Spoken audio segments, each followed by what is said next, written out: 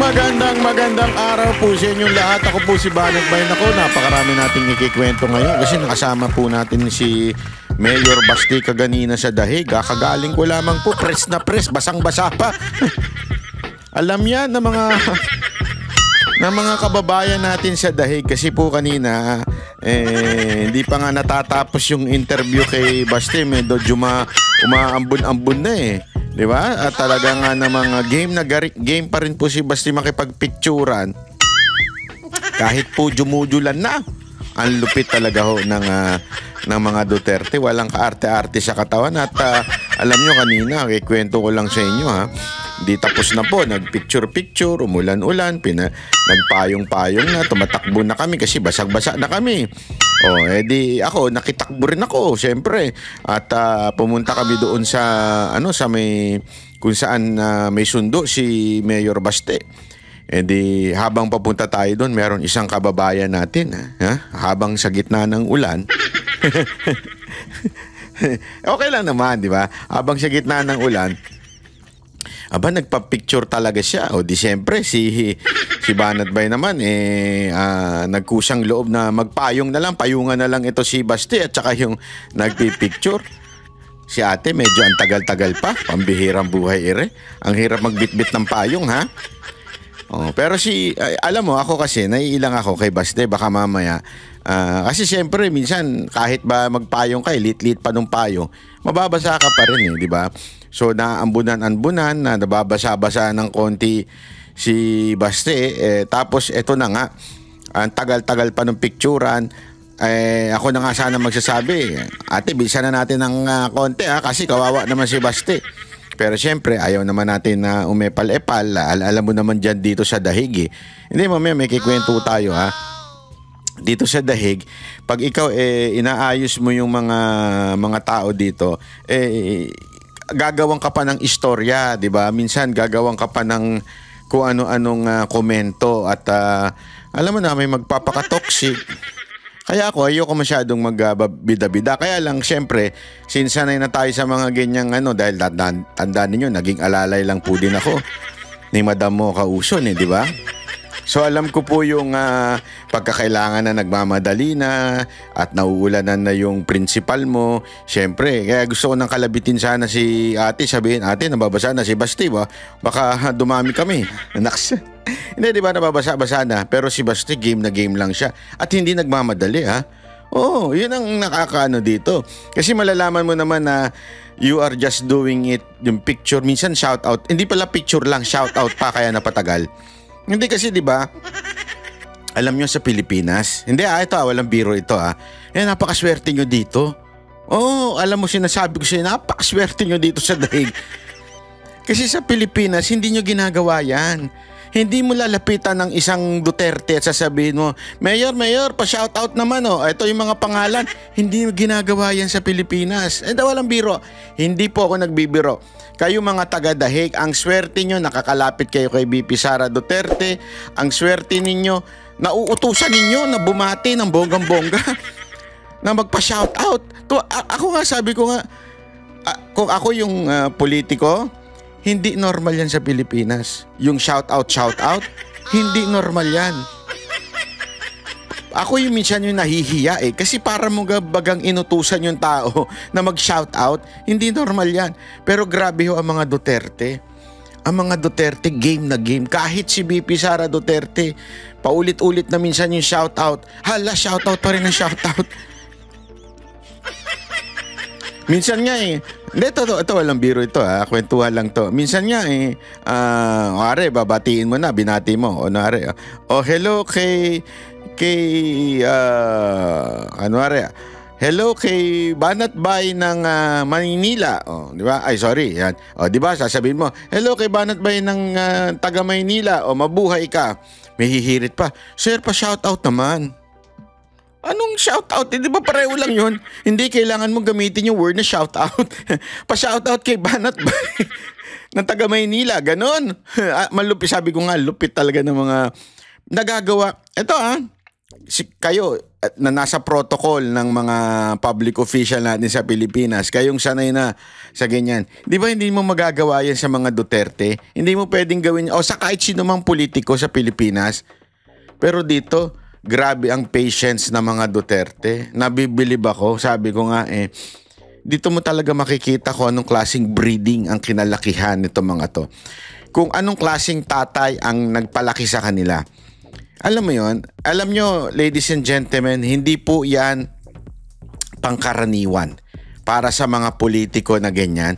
Okay, yung mga smile, ngiti, picture, okay yan. Pero yung mga video-video, paulit-ulit, lapit ng lapit, hindi normal yan para sa mga politiko. At talaga nga namang makikita mo yung kung ibang tao yan, maaasar na dahil paulit-ulit, maiinis na. Pero sila Baste, sila Pulong at saka si VP Sara Duterte ay grabe po.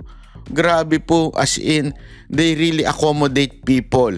And because of that, maraming salamat po, palakpakan natin. Kaya wag lang po natin abusuhin yung mga kababayan natin. Wag lang pag nakikita na nating medyo hindi kasi alam mo, minsan kasi ganito yan Ito lang bigyan ko lang kayo ng konting background para ho sa kaalaman ho natin. Para at least familiar na ho tayo, lalo-lalo na mga taga-ibang bansa. Ganito kasi yan. Instruction na po yan ng mga public servant o mga politiko na syempre they would smile, they will not stop you from asking pictures, asking for shout out. So minsan yung organizer, sila na yung in charge sa pagiging ganon. Para bagang sila na yung magsasabi sa'yo, sila na yung nakatoka na sumita o magpa-stop na. Okay? Kasi hindi pwedeng gawin ng mga politiko yon. Ngayon, minsan kasi, halimbawa dito sa Dahig, 'di ba syempre inaaway nila dito si Alvin Quezio. Si Alvin bida-bida yan, ganyan-ganyan kasi minsan si Alvin na yung gumagawa ng ng parang pagiging organizer dito. Tas sinisiraan pa siya. Tas sabi ko sa loob-loob ko, hindi nila naintindihan yung mga naninira kay Alvin dito. Ito hindi ko pinagtatanggol si Alvin Ako mismo kasi nararanasan ko na yan nung pag nasa Pilipinas. Naranasan ko ngayon kanina sa Dahig. Minsan kasi hindi alam nung iba na kailangan talaga may mag-organize or else it will be chaos. Dito po, kanya-kanyang punta. Wala pong organizer o taong nakandidito. Kaya nga maraming nagalit pa kay Jazz dahil dun sa ginagawa ni Jazz na may nagsabi pa sa kanya na, hindi ka na protocol bakit ka pa pumapapel? Ganyan-ganyan. Alam nyo, hindi pagpapapel ang tawag doon. Ang tawag doon is pag-oorganisa lang para lahat ng schedule maayos at lahat yan, tandaan ninyo, may utos ng principal. Hindi lang nagsasalita yung principal kasi ayaw niyang itaboy kayo. So may utos yan na kailangan ganito lang. At halimbawa kanina, bigyan ko kayo ng example. Si Baste ng ganyan, question and answer. Medyo dumidilim na. Ibig sabihin yung langit, mukhang uulan na. So sinabihan tayo ng kasama ni Baste na, last two question na lang. Alam mo, pumasok agad sa isip ko, ayokong sabihin niya. Mamaya awayin ako dito sabihin, pala ko. Di ba? Alam mo yung ganon? Kasi may gumanyan sa akin sa Paris. May kupal dyan sa Paris na gumanyan sa akin Pero hindi yung taga Paris hindi rin yung organizer ng Paris, NPA po yun. At alam mo, sa loob-loob ko, ayokong gumanito sa Dahig kasi nababalitaan ko na yung mga bali-balita dito na inaaway si Alvin pagka inaayos ni Alvin yung mga bagay-bagay dito. So ayoko nang umepal even if I know the family. I mean, nakakausap ko, ayokong bumida-bida. Baka sabihin na naman nila, si Banat Bay bumibida-bida. Kaya lang, sabi ko nga, bahala na. I have to say it because ulan na Di ba? So sabi ko, last two question. Buti naman, walang umepal-epal. Walang sumita. Di ba? At least, tapos sabi ko, picture tayo dito. Hindi ako organizer. Again, I'm not the organizer. I'm not part of the entourage of the Duterte. Hindi po ako parte. Inayos ko lang dahil nga naman, Alam na nating uulan. Para bagang kino-coordinate natin, uulan na. So, bilisan na natin. Pila na po tayo. Buti na lang din, wala nang toxic dito. Hindi, ito yung totoo. Kasi sabi nila, ewan ko wala po akong alam kung sino. Hindi ko kilala Pero sabi nila, dati daw may mga konting girian. Hindi ko alam. I do not know kung sino yung mga yun. Okay? Honestly hindi ko kilala kung may vlogger ba o hindi. Basta sabi nila dati daw may konting tension. Pero ngayon, peaceful na daw. And I saw it, peaceful na. At sana tuloy-tuloy na po ito dahil again, sabi ko nga doon sa aking post, we are here to support the Duterte. We are here dahil gusto natin ipakita sa mga Duterte na hindi kami iniwan ng ama nyo at hindi namin siya iiwan patuloy. Na kahit nasa taga Maynila po kami, kung kakayanin po ng aming mga budget at kung kakayanin po ng aming powers, ay pupunta po kami to show the support. Yan pong ginagawa natin. It's not really for tatay alone, tatay Duterte. Hindi lang sa kanya. Kasi nasa loob naman po siya Ang ito, suporta natin sa mga anak na, huy, we are here. Hindi kami iniwan ng tatay ninyo. Tinulungan ng bansa natin. At kami nagbabayad utang sa pamamagitan lamang ng suportang ito. So, yun po dapat ang focus natin. Ang focus natin, palabas. Hindi paloob. Ano ibig ko sabihin mga kababayan? If you are here in The Hague and you are supporting the president or you're supporting the Duterte, palabas yan. It's an action na hindi ka selfish dapat. Pero pag ikaw, nagsimula ka ng manggulo, nagsimula ka na ng ako dapat ang bida, ako dapat ang pinapansin, ako dapat ang ako dapat ang binagbibigyan ng stage at magsalita dito, ako dapat. Ladies and gentlemen, ibig sabihin nun, you are not really for Duterte. You are here because you want a benefit from Duterte. You are not doing it for the Duterte. Baligtad po yun. Kaya sana, sabi nga nila, di ba, dalawa lang yan. It's either ginagamit mo mga Duterte o talagang Duterte ang focus mo. Tumutulong ka sa mga Duterte, sumusuporta ka sa Duterte, o ginagamit mo lang yung mga Duterte. Sana dun tayo sa sumusuporta talaga tayo sa Duterte even if wala tayong pakinabang. Yun dapat yun ilagay natin sa utak natin hindi tayo nandito para magkaroon ng pakinabang o para magkaroon ng picture o kaya magkaroon ng iba pang whatever, content. We are here not for the content, but we are here for them. Di ba? So that tuloy-tuloy yung awareness sa mga Pilipino na ito nangyayari dito. Ito ang update kay Tatay Digong. Ito ang update sa mga Duterte. Yun dapat ang ating focus. Understood? Muy bien? O, pag-usapan natin, fresh na fresh pa itong interview na ito. Hindi pa nalabas ito. O, pasok. Lisod kayo maligo diri sa tugnawa Oh. Sige na, punta mo kay mga matay tas katugnaw diri. Oh. Sige, simulan natin Epal nun Ako yun. Gago! Hindi kasi kanya-kanyang tanong So sabi ko, simulan na natin. Tigil na yan. Simulan na natin. Magandang araw po, Mayor. Kumusta po ang pagbisita po ngayon kay BRD? Ganun pa rin. Masaya na malungkot. Kasi nakikita mo pero hindi mo makasama pa uwi. So, mixed emotions. Ganun, parang same as usual. Pero kung ano lang naman din talaga, iisipin natin kung paano siya kinuha at lahat, kung sinunod ba yung legal na proseso, yung pagkakalagay niya dyan sa ICC, pwede ka naman maging optimistic. Ang problema, ang tingin ko talaga nitong ICC, it's a political tool. It's not really an institution. Ewan ko lang. Kasi in the first place, hindi talaga nila bubuksan yung mga pintuan nila dyan sa detention center nila if anomalous yung pagkakakuha ng tao at pagpasok dyan. may mga irregularities. So yeah, masaya na malungkot. Kumusta ang health ni tatay? Ha? Kumusta po yung health ni Masaya na malungkot kasi nga daw, siyempre pag nakita mo, makakausap mo, magiging masaya kayo.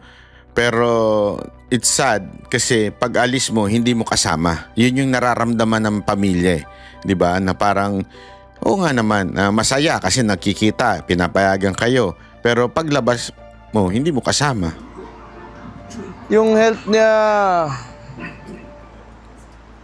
kung may mga 80-year-old kayo na mga nanay o tatay na lolo o lola, tapos ilagay nyo sa detention center na walang kasama, ganon yung kalagayan niya ngayon. So you just imagine, you put a 80-year-old individual without anyone, without a clear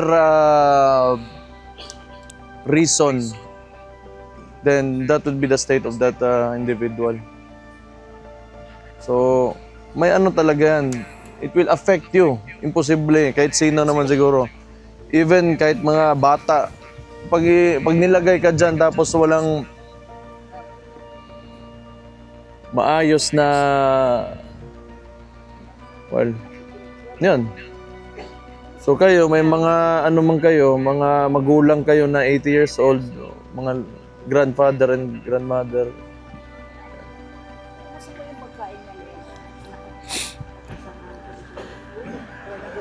Hindi ko alam talaga.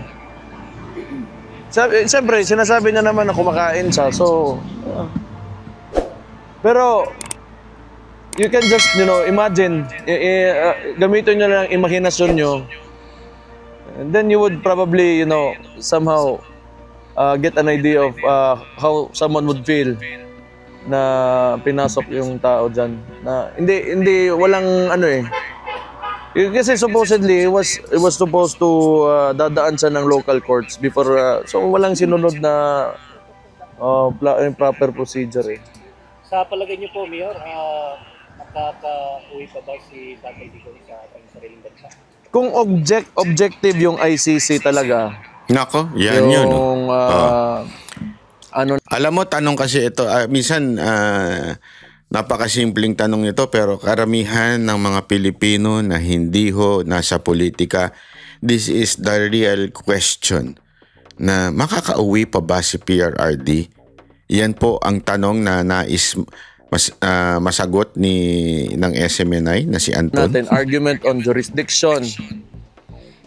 What else? Yun, yung extraordinary rendition niya. Kung talagang objective yung ICC, sigurado yan, 100%. Kasi in the first place, mali na yung pagkakakuha niya eh. Yun.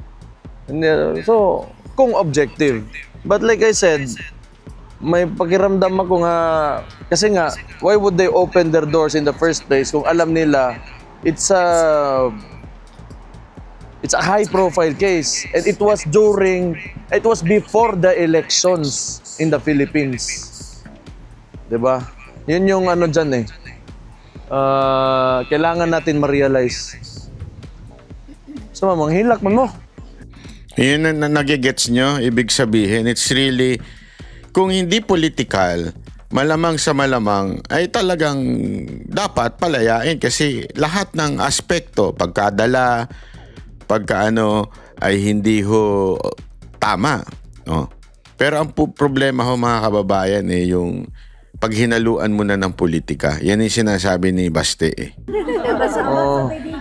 Hingaw naman Meron po kayo ng pag-usapan ni tatay na about politics? Meron naman, midterms, paulit-ulit lang. Tapos kung ano lang yung mga posibleng mga tatakbo sa 2028, sinasabi ko si Martin, interested.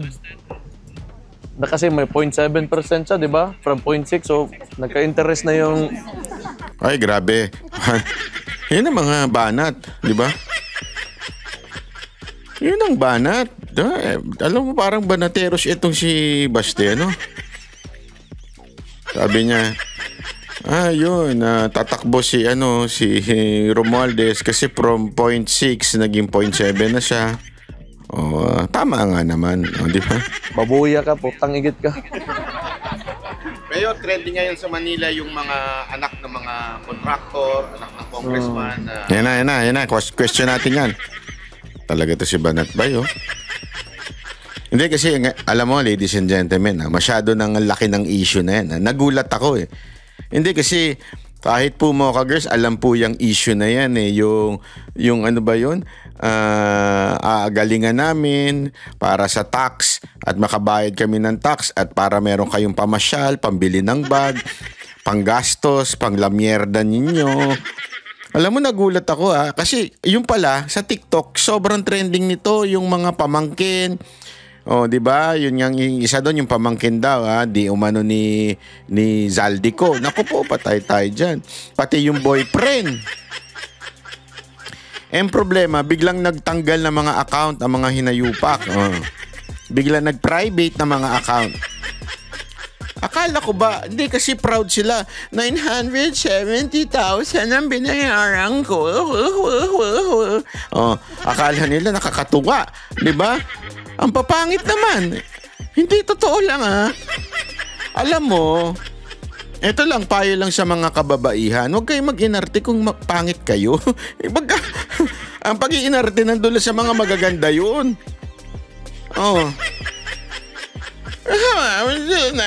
Sana kung, ewan ko, tapos ganyan ang pagmumukha nyo. Hindi nakakatuwa eh. Hindi kasi pagka-cute at maganda, nakakatuwa pag nag-inarte. Pero pagka nag-inarte, hindi maganda, hindi rin pogi, medyo nakakabuisit. Ang sarap ingud-ngud ng mukha sa inodoro. Huwag naman tayo, ganito magpagas ang aking private plane. Tanginan niya. Tuloy. Ano masasabi mo, Mayor Baste? Nauna na ako sa'yo, nagkomento. Maluho sa anong komento nyo dito? Ganito yan. Ngayon, lumalabas na. Kasi mas mulat na yung tao eh. Yung Pilipino, alam na natin na di naman kailangan talaga sabihin mo na mahirap ako, ganun-ganun. Pero tama naman yung nagsisirculate ngayon. And noon ko pa sinasabi to during my podcasts na hindi mo kailangan utuin yung mga tao na hindi ka mayaman. Pero huwag ka lang masyadong magyabang dyan kasi maraming naghihirap at nagugutom. Hindi ka nagiging magandang ehemplo sa mga tao na gusto rin pumasok sa politika, sa mga bata, at sa mga tao na nasa palibot nyo. Pag ganun yung pinapakita nyo, di ba? Everyone will become greedy. So pag simple ka lang, kahit sige, mayaman kitago mo lang kasi nandyan ka sa publiko. You have to be a good example to society. Eto, mga kababayan, kasi tinanong din natin to nung nagsama kami ni Mayor doon sa isang kapihan, nag-usap kami.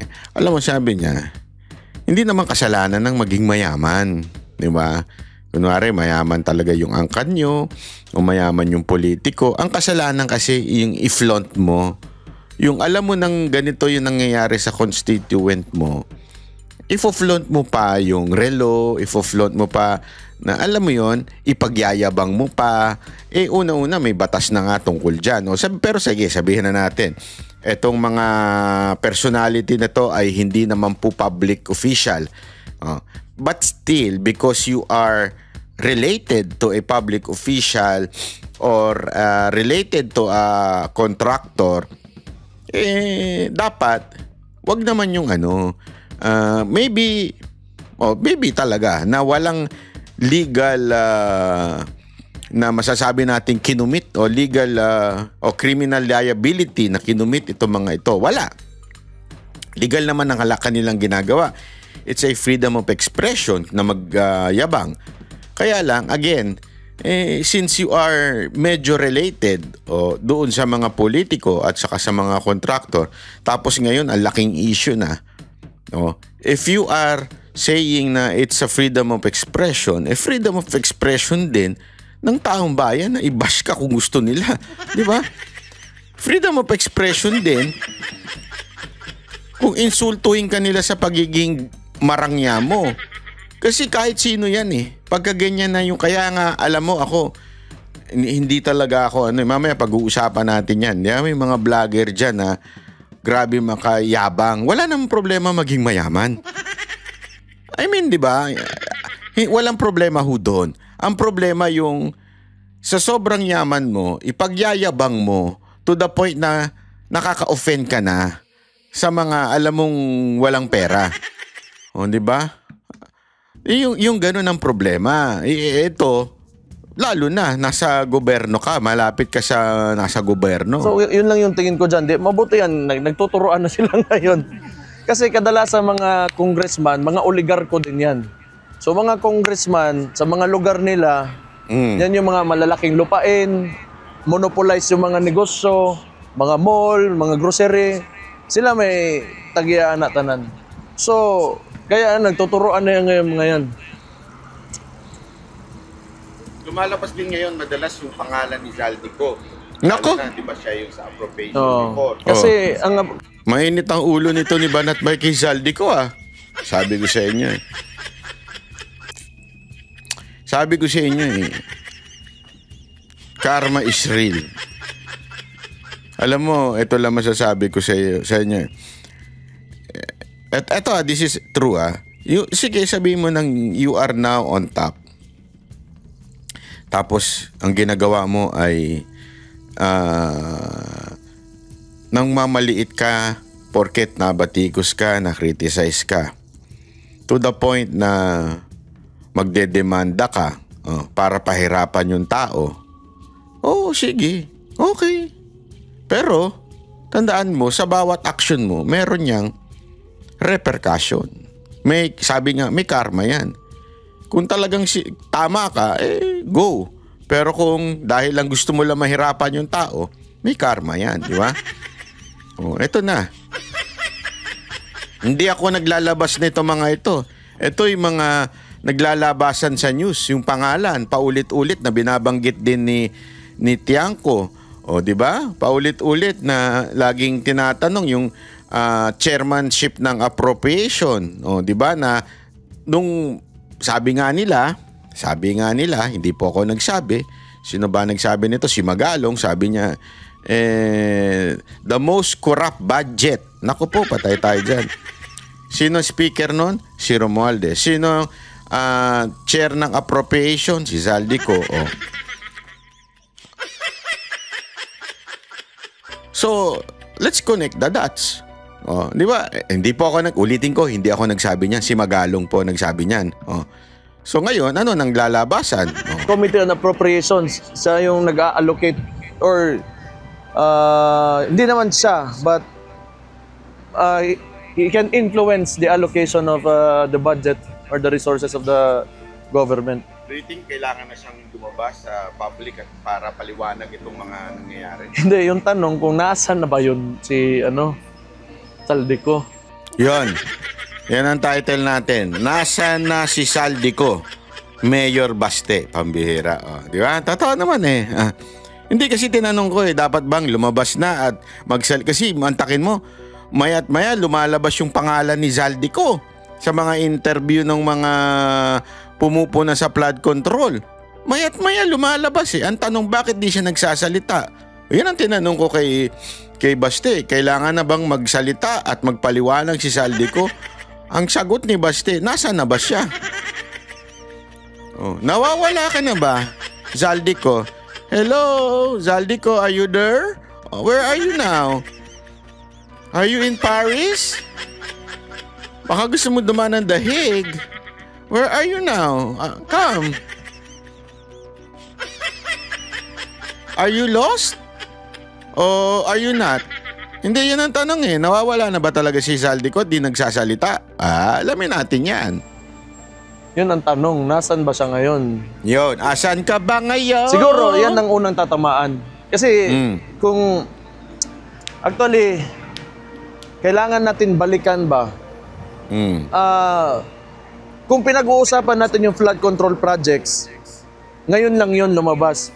Pero for the past 3 years, ang ginawa ng administrasyon, kaya wala rin tayong infrastruktura at kung meron man, gibarat, naging ghost projects na flood control, nagkakagulo na sila ngayon, nagtuturuan na. So maganda Maganda yan. Pero tandaan natin, anong ginawa nila sa pera for the past 3 years? Ayun. Yung ginto na binenta, yung PhilHealth, di ba? Kailangan pa nilang sumagot sa Korte Suprema at lagi namang napopospone at namumove. Ngayon, nandito lang tayo sa flood control projects kasi nagiging platform din for, I think, aspiring politicians that will run for the 2028 elections. But dapat lahatin natin yun. Hindi lang yung flood control projects. Nakita natin lahat nung eleksyon kung paano ginamit nila yung ayuda as indirect vote buying na yung mga politiko mismo nandun talaga sa court along with DSWD nagdi-distribute ng pera ng taong bayan. Sa pa yan. Oh. Ako gingnan nga naagad mo. Di na siguro makitaan. Dili siguro. As a local executive po, Mayor, balik mo kasi sabi kahapon ni Ricky Sara, meron kayong master plan sa Davao. Marami Master plan on Yes. flood control. Oo. Pero hindi nabibigyan ng budget from the national Yes. Ganito yan. Historically, hindi lang naman Davao talaga. Ang unitary system of government talaga ng Pilipinas, ma-exploit talaga siya sa mga capital-centric na mga politicians. So hindi lang yan Davao, Mindanao, other parts of Visayas, probinsya. So ang gusto kasi ng mga oligarchs, they want to centralize everything, power and influence. Pati na rin yung kung where money is allocated around the... May matinding tanong dito na tinanong ko sa bandang dulo. Ha? Wait lang. Ginagawa nyo to para sa tatay ko Kung gusto talaga nilang tingnan, wala kaming problema dyan. Ito. Sasamahan ko rin kayo dito kasi ginagawa nyo to para sa tatay ko So, buti nahabol natin tanong to about Abante. kung marami-rami tayo, mas masaya. Di ba? I-question ka lang yan kay Abante. Any comment dun sa sinabi ni Abante about your comment na PR stunt lang tapos eventually your brother na sumagot din? Hindi ko alam kung bakit siya sumagot. Hindi ko naman siya kausap. Tapos natalo. Alam mo, sa totoo lang, yan din ang sabi ko sa inyo, obserbasyon ko Kasi alam namin yan, kami po yung nagtanong nung Ang tanong namin, ano masasabi ni Baste tungkol doon sa I'm angry ni Marcos at saka yung sa useless ni Marcos. Yun yung tanong doon hindi naman yung tungkol kay Abante. Hindi ko alam bakit si Abante ang naging defensive. Ano man siya? Kaibigan niya lang yung Comelec. Yung tao na yan. Ba't ako makikinig sa kanya? Oh, yun. Grabe yung banat na yun, ha? Pakinggan nyo. Sige. Marami tayo, mas masaya. Di ba? I-question ka lang yan kay Abante. Any comment dun sa sinabi ni Abante about your comment na PR stunt lang tapos eventually your brother na sumagot din? Hindi ko alam kung bakit siya sumagot. Hindi ko naman siya kausap. Tapos natalo man siya. Kaibigan niya lang yung Comelec. Yung tao na yan. Ba't ako makikinig sa kanya? Yun yun Natalo ka naman. Hindi ka naman congressman. Dahil lang sa Comelec, kaya ka nandyan ngayon sa kamera. No, di ba? Alam mo, wala na talagang delikadesa ngayon sa mundo na to, no? Talagang wala na Yung kay Torre, ayaw pang mag-give up. Di ba? Ayaw na lang mag-resign. Ito naman, talo na nga. Pagpipilitan pa rin talaga. Sinayaan ko nga ko yan. Di ako papayag. Sabihin ko, ulitin na lang yung eleksyon Kasi talo ka naman talaga Tapos isasabihin mo lang dahil sa sabi ng Comelec, disqualify yung isa kaya ka nakaupo. Di ba? Dapat hindi ganun.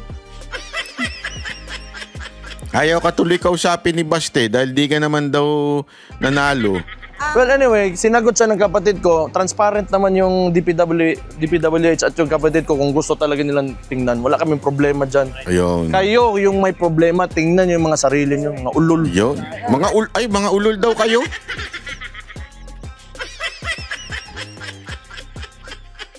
Mga ulol? Ano, Abante? Natawag kang ulol. Paano yun? Okay lang? Pambira, oo. Ay, nako. Kung ako, hindi ko papayag nun. Oh, hindi ko papayag nun. Hindi. Book good. Last question ba? Hindi, alam nyo mga kababayan, ito po kasi, ito para lang sa kaalaman nyo, hindi naglalakad na kami pagkatapos ng ulan. Yun yung pinag-uusapan namin ni Mayor Baste. Sabi niya, hindi naman siya yung kausap ko, bakit siya sumasagot? Yeah, sabi ko nga yun na nga hindi ko rin maintindihan eh. Bakit ba siya masyadong, si Abante, bakit masyado siyang praning? Hindi naman siya yung kinakausap. Ang sinasabi, PR stunt lang daw ni Marcos. Bakit siya sumasagot? Ano, spokesperson na rin ba siya ngayon ni Marcos? Gusto niyang palitan si Yusek? Anong nangyari? Bakit dumadaldal siya? Oh, yun ang tanong ngayon eh. Oh. Kaya nga dapat to talagang malaman natin kung ano ba. Ito kasi ang tindi ng ng ugali nito ni Abante. Hindi ko alam kung guilty rin ba siya. Bakit siya ang sumasagot? Dahil nagpi-PR stand. Nagpi-PR stand ka ba, Abante? Nagtatanong lang ako sa'yo, ha? Hindi, kasi alam mo ngayon, unti-unti nang naglalabasan ng katotohanan. Halimbawa na lang nito, papakita ko sa inyo to, ha? Bumagsak na tulayan sa Albay, Bicol. Ayan, Ibig sabihin, mga kababayan, substandard. Grabe, no? Baka sasabihin na naman ni Marcos, design flow yan. Ang buhay to, ang tanong, sino ba kasi ang congressman na dyan sa Bicol?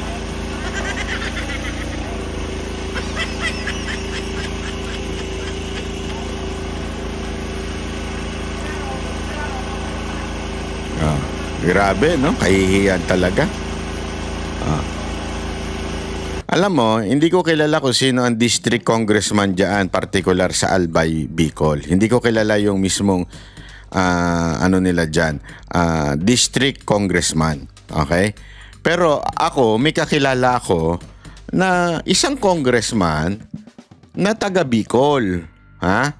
At itong taga Bicol na ito ay nire-representa niya ang mga taga Bicol.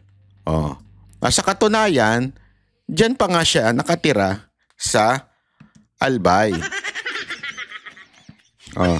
Tingnan natin, ha? Ayan. Sige, basa. Sino po yan? Babasahin lang natin, ha? Ang pangalan niya po ay si Elizalde Zaldico. Ano siya? He is, sabi dito sa Wikipedia, ha? Hindi ko nagsabi. CEO of Sunwest Group of Companies and Chairman of the Board of Mississippi Berries Resort. Tapos, nakasulat din dito, siya po ay pinanganak, ayan, siya nakalagay dyan, sa Tabaco City, Albay. Okay, sa Albay daw siya pinanganak. Early life and education ayon sa Wikipedia. So taga-Albay ka. Political career. Ko has been serving as a representative for Ako Bicol Party List in the House of Representatives.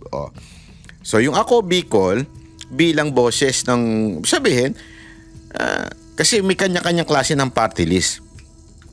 Halimbawa, yung party list na para sa mga halimbawa lang, may tinatawag na party list para lang sa sektor ng lipunan. Ayoko kasi magpangalan para hindi ako mag-promote. Ayoko mag-promote ng hindi ko kakilala, baka mamaya sablay.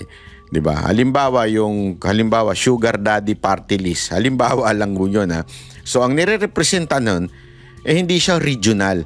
Siya po ay nagre-representa lamang ng mga sugar daddy, halimbawa, 'di ba? Kunwari, mga kapakanan ng sugar daddy kailangan maprotektahan. Halimbawa yon. Ngayon, meron din tayong tinatawag na party list naman na parang regional o yung ako, yung mga, di ba, ako Bicol, o Ilocano ganito, yung city o yung kanilang lugar ang kanilang nirerepresenta. O, etong ako Bicol, ang nirerepresenta dito, ala naman Ilocos, ala naman Cagayan, ala naman Davao, di ba? Ala naman kung ano-ano pa. Siyempre, ang nirerepresenta nito na dapat pinagsisilbihan ng kanyang party list ay ang Bicol. Tama, mali? Hindi, ako nagtatanong lang. Ano ba dapat ang pinagsisilbihan nito ni Zaldico?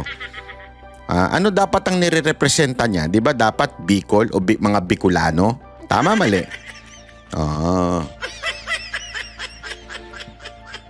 So, ibig sabihin, kapakanan ng Bicol dapat ang nirerepresenta niya. Tama o mali?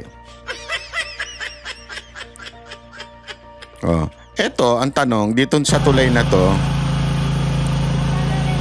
dapat ba ang tumutulong dito ang party list ni Zaldico?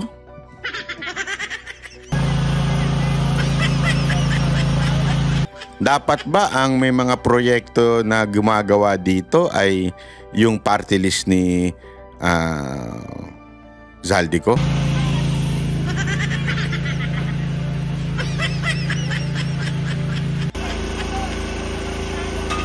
Sino kaya ang kontraktor na gumawa nito? Yan ang tanong natin dyan, di ba? Tanungin kaya natin si Zaldico. Mr. Zaldico, kagalang-galang, respectable Zaldico. Kayo ho ba ay parte ng mga representante sa Kamara na dapat ay responsible sa Bicol? Kung kayo po, sir, ay parte ng mga responsible to represent the Bicol or mga Bicolano, kayo po ba ay merong partisipasyon dito sa tulay na bumagsak na ito? Yes or no lang naman Your Honor.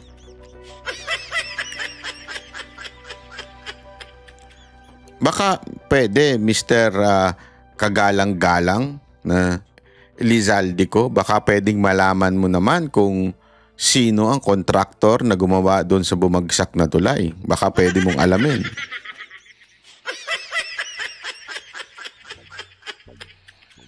So again, Zaldico, where na you? Here na me. Hindi, ako yung nagtatanong lang po Where na you? Kasi yun ang tinatanong ni Baste, nawawala ka daw. Totoo ba yun? Nagtatago ka na o nawawala ka? Hindi ako sure Tinatanong nga ni Baste. Na yun, tinatanong ko din. Nagtatago po ba kayo? Bakit hindi po kayo ata nagpapa-interview?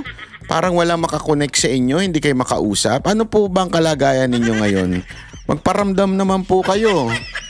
Pagalaw nyo po yung baso, di kaya yung para alam namin na you're still kicking and alive. Hindi, again I'm not wishing for anything dapat tayo ay we love each other, even your greatest enemy, love your enemy, sabi nga ng Panginoon. So, sige, sabihin nyo lang, Congressman Zaldico, kung gusto nyo, hingin ko yung inyong panig. Interviewin ko kayo. Ipaliwanag ninyo na wala kayong kinalaman doon sa mga kamag-anak ninyong nagiging magarbo. Di ba? Ano lang natin yan. Kasi, para naman bigyan kayo ng patas na airtime sa social media. Ako, willing ako O kung gusto mo, Mr. Zaldico, pwede mo akong kontakin. Kilala ko ng mga abogado mo. O, di ba? At ibibigay ko ang panig mo. Ibibigay ko ang iyong saloobin sa mga pagbibintang na kesyo di umano yung mga kamag-anak mo yumaman dahil sa mga proyektong natanggap ng ilang mga kamag-anak nila. Yan ang akusasyon di ba? Ina-accuse kayo ng ibang tao. Hindi ko ina-accuse kayo ng ganyan. Hindi ako nag-a-accuse ng ganyan. Ako, kung ano lang ang basta sumagot kayo kung gusto ninyo sumagot, pagbibigyan ko kayo. Kasi may isa pang lumabas na sobrang trending ngayon. Ito po, sinabi ko na to sa inyo noon. Ewan ko kung kayo ay banateros, kinwento ko na sa inyo ito noon. 'Di ba? Na meron silang hinair na gago at meron silang parang bugaw na tagakuha ng mga vlogger. Naalala nyo, kinwento ko ito noon. Nasa Japan ako noon, may tumawag sa akin na isang hip-hopper at sabi niya sa akin, "Uy, kuya, kasi ito, kakilala ko na to noon pa." Sabi niya sa akin, "Anong opinion mo tungkol dito?" Kinukuha ako nito para daw kay Romualdez. Sabi ko, okay lang naman, wala namang problema. Kung gusto mong kunin yan basta, wag mo lang sisiraan ng mga Duterte dahil lagot ka sa akin. Talagang babanatang kita. Diba? Walang problema kung ikaw ay taga-promote lang. Kasi, promote mo naman gustuan mo naman yun. Wala ka naman sasagasaan dun Diba?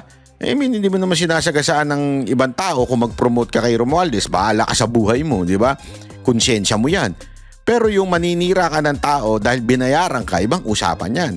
Yayariin kita dyan. At eventually, itong tao na to na nagsabi sa akin, kasi si ganito, itong isang may toyo na ito, nangunguha daw, sabi niya sa akin. Sabi ko, ikaw, desisyon mo yan, nasa sayo yan. Tapos kinuwento ko sa inyo ito.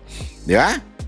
Hanggang si makagago, biglang bumabanat na sa akin, bumibira na. Di ba? Yan ang Ngayon, etong revelasyon nitong si Lakas Tama. Si Lakas Tama po ay actually na-meet ko ito sa Japan. At talagang impression sa kanya, ang lakas ng tama nito. Iba tama nito. Aminado naman siya. May tama siya di ba? So, ngayon, ang problema, parang ni-recruit din siya at nilaglag niya yung mga nag-recruit sa kanya. Naku po. Yan ang hirap Sinasabi ko sa inyo panoorin niya to ha. Ito yung sinabi ni Lakas Tama. Ito mga sasabihin ko ngayon, ikakapahama ko. Pag ako namatay, Romualdez, siya may kasalanan. Naku, patay tayo dyan. Isa pa. Isa pa. Ito mga sasabihin ko ngayon, ikakapahama ko. Pag ako namatay, Romualdez, siya may kasalanan nito. Yung tatakbong Pangulo ng 2028, huwag niyong iboto yan. Naku, si Speaker Romualdez ba yun? Sino ba may tatakbong 2028? So ito mismo, bakit alam niyang tatakbo? Kasi nga, sinasabi niya dito, hina-hire. Yung mga vlogger, di ba? Yung pinagbibintangan nilang tayo daw ang bayad. Dinabuking kayo ngayon. Di ba? Ito talagang umaamin na. Una-una nga, umamin na nga si Makagago noon, nabayaran siya, isang highest paid Kaya pala yung isa dito, bira ng bira rin sa akin, hindi ko napapangalanan, hindi naman kilala yung bobo pa. Sasabihin mo na lahat. Ang galamay niya, sila Erwin Tulfo, Toyo, Rendon, Nico David, Makagago, at iba pang mga tao. Nasa flip top yung iba vlogger, yung iba mga kilalang tao. Sinasabi ko na ngayon to kahit ikapahamak ko pa to kasi wala na rin Ipapahamak na rin ako ng isang to dahil bayaran na rin siya. Sa bagay, malaki mag-offer rin tao yun yung kaban ng bayan na pera na ginagamit sa mga influencer para protektahan ng pangkokorap.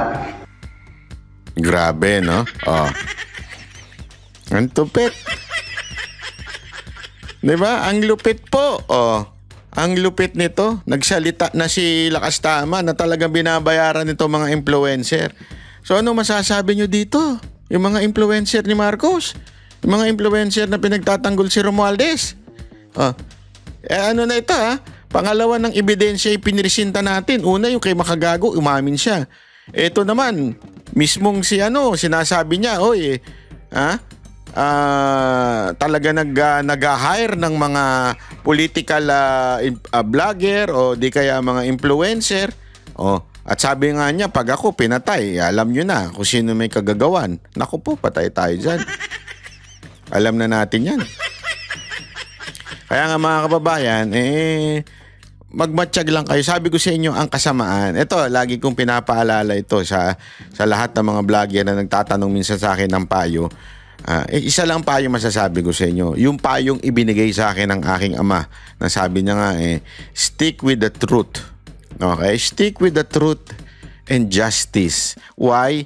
Yan ang sabi ng ating Panginoon. Stick to the truth and justice. Sometimes may delay lang yung mga justice na makukuha natin. Nagde-delay lang siya. Pero makukuha yun. Bakit? Ang Panginoon po nagsabi nun manatili ka sa katotohanan at ang hustisya at ipagtanggol mo, maging boses ka ng mga Pilipino. At yan po ay, alam mo yun, bumali-baligtad man ang mundo na ito, ganun pa rin ang mangyayari. Bakit? Salita ng Diyos ho yan. So, sa akin lang, mga kababayan, eto na. Ito na yun. Yung flood control project, sino nagdala niyan? Sino nagdala ng ulan? Ang Panginoon. Totoo naman sino ngayon na nangyayari ito, mga nagbabagsakan tulay? Sa tingin ninyo, ano ito? Gawa-gawa lang? Hindi ho. Yan po'y galaw ng Diyos na. Yung mga bumaligtad na witness, gawa-gawa lang po ba yan? Hindi. Yan ho'y mga ano na ho, yan ho'y sabi nga, hindi ho ito pagiging spiritual, pero God will make a way. Sa tingin ninyo, lahat ng ito ay walang bawi? Meron po. May hustisya. Yan ang lagi ninyong tatandaan. Maraming salamat po. Kita-kita po ulit tayo. God bless everyone.